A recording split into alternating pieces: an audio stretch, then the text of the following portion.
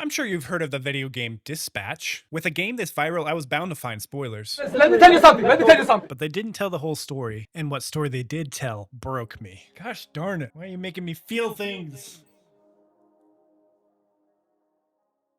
Hi, I'm the Chronicler. Before we move on, I should tell you what you're watching comes from my stream of episode 6, so spoiler warning ahead. I've always been fascinated with storytelling, and Dispatch, like plenty of other great games, does it really well. Vizzy, hey, listen to me. You get up. Sorry for what's about to happen. What did you do? Keep up. No!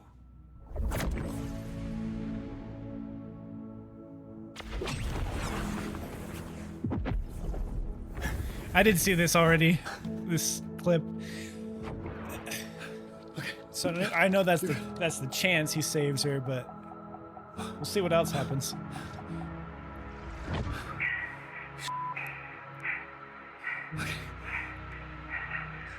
Oh, I take it went a little differently than you remember.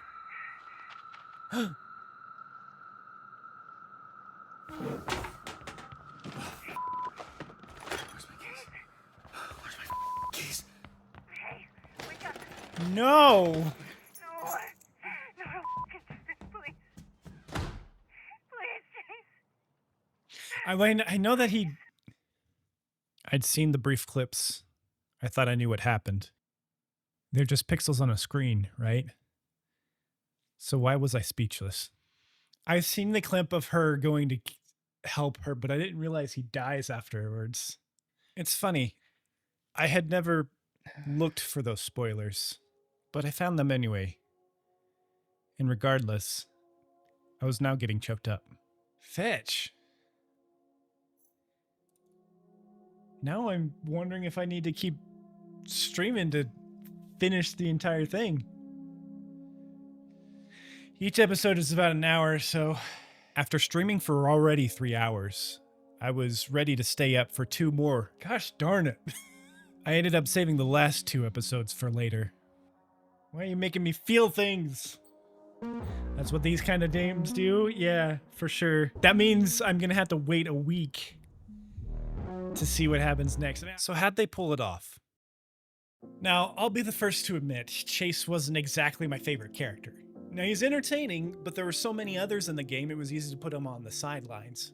Despite my initial feelings, Adhoc solidified his sacrifice as a gut-wrenching emotional moment by using 3 main narrative elements. First, they cemented his relationship to Robert as both a father figure and a mentor, leading him to be indispensable as a character in the early stages. Next, they established a cost of using his powers, lulling us into thinking he wouldn't be going anywhere, except through incredible sacrifice. They also misdirected the true cost of what that sacrifice was to keep us on our toes. Finally, when the actual moment does go down, the game gives us a masterclass in audio engineering to deliver the emotional gut punches. Let's take a look at each one of these individually. Chase is first mentioned by Blonde Blazer in episode 1. He's the person who recommended Robert for the superhero Dispatch network. His character concept can be encapsulated as a speedster that ages himself every time he uses his powers. When we first meet him, it's established that Chase probably won't be going anywhere fast anymore. In the way of personality, he summarizes it himself in the conversation with Robert in the records room.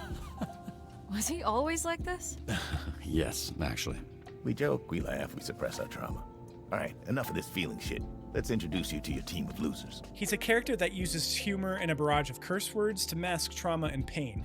Not an entirely original idea, especially in superhero stories, but it is one that works. This is because it's immediately disarming. We also see how loyal he is from his immediate rapport with Robert, but the loyalty doesn't last long. His loyalty lies with the highest bidder, and the highest bidder happens to walk on 4 legs and have fur. Robert, I would literally let everyone here melt in eternal hell, including you, before anything happens to this dog. Immediately, we know this is a character who will have your back and chew you out just as quickly. This combination of traits has become increasingly relatable and desirable nowadays. He wins our hearts by being charismatic in these ways, but what makes him essential is how he's Robert's only father figure. Robert hints at how little his father was a part of his life. You know, I actually met your dad one time, long time ago. First time I come mainland. He'll catch me trying to steal stuff from Radio Shack. Then we talk tech stuff for like a whole hour. Then he would take me to jail. That's how I ended up in a Phoenix program. That's longer than any conversation I ever had with him. Almost. Who's the one who did have his back, though? Chase. It's been what, 10, 15 years? Has it really been that long? Yeah, I reached out to this little pissant when his dad passed. Then he got to ducking me like he owed me money. I was in a weird place. I understand, kid.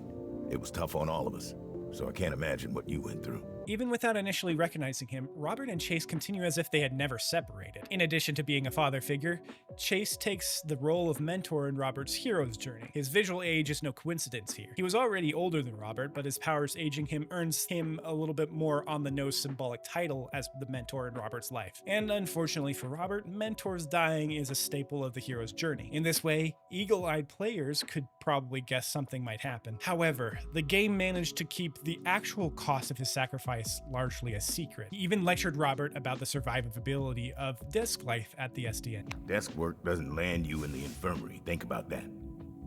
I'll mull it over.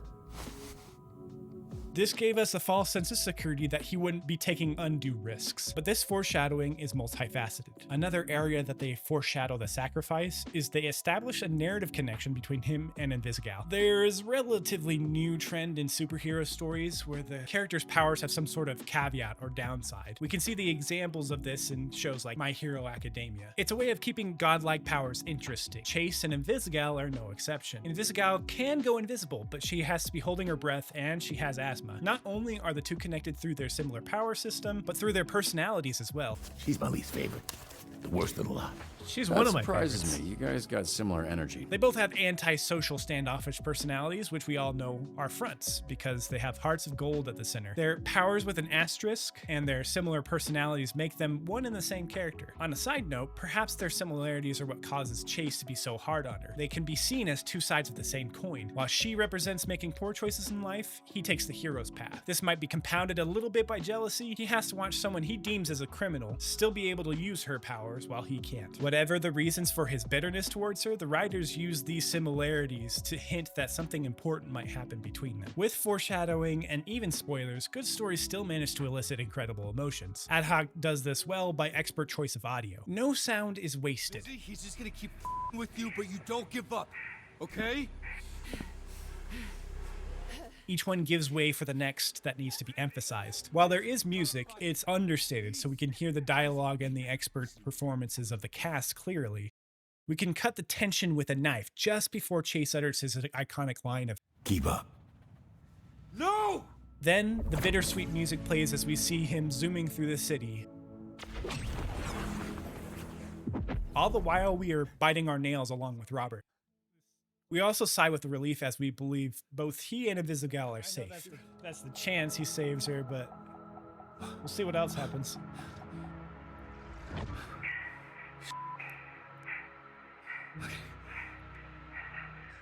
Oh, and in that moment of false security, it went a little differently than you remember. He topples to the ground. Please, Chase. I know that he... The episode fades to black, and we sit in silence. In contrast to many other episodes, no sound is heard for several seconds as the credits roll. It's only after we've had a chance to sit in disbelief and denial that the music track they do use is slow and deliberate.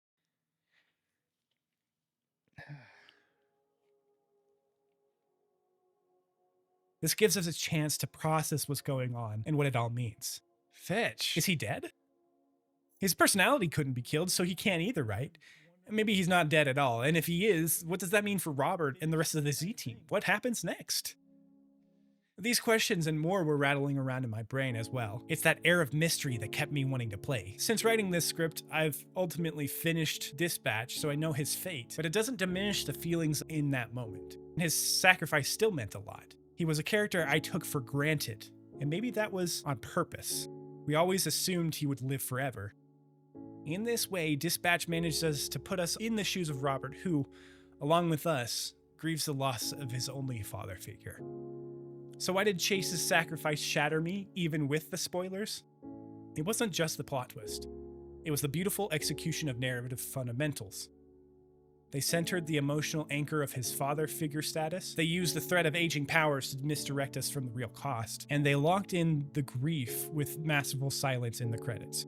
The writers didn't just allegedly kill a character, they leveraged a universal truth. We always take stability for granted. Stories at their heart aren't just entertainment. They're often a space for us to process real grief over fictional loss. The power of the story is the power of shared emotion. I'm not a professional writer by any means, but I am human, and great characters and stories have a deeply human center. And that's what I want to get better at.